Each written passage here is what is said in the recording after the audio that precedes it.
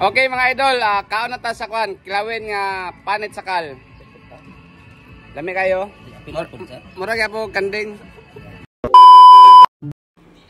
Good day mga idol. Okay, for today's video, magluluto tayo ng kilawin.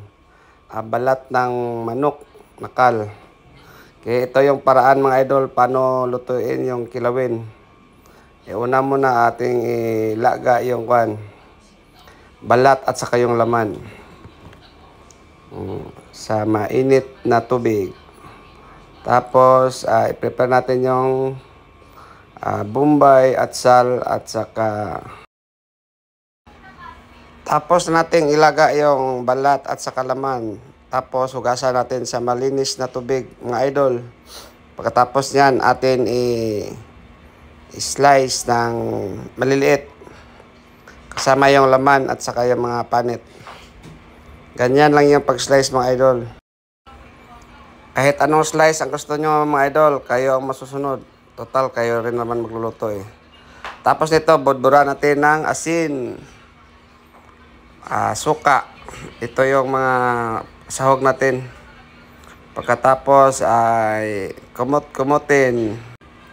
Tapos imikos-mikos na yan mga idol. Para sumuot yung asin sa ating balat at saka laman ng manok. Tapos pugain. Ito na. Tapos na napuga mga idol.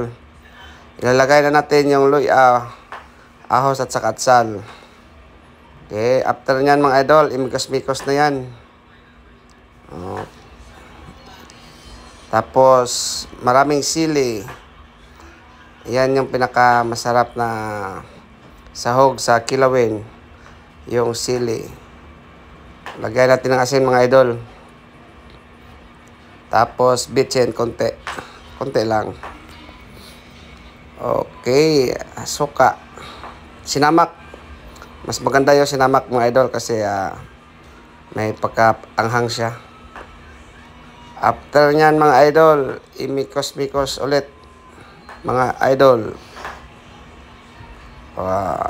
Yan lang kadali mga idol, paano lutuin yung kilawin. Okay mga idol, kaon na ta sa kwan, kilawin nga panit sakal. Lami kayo? Murag po kanding.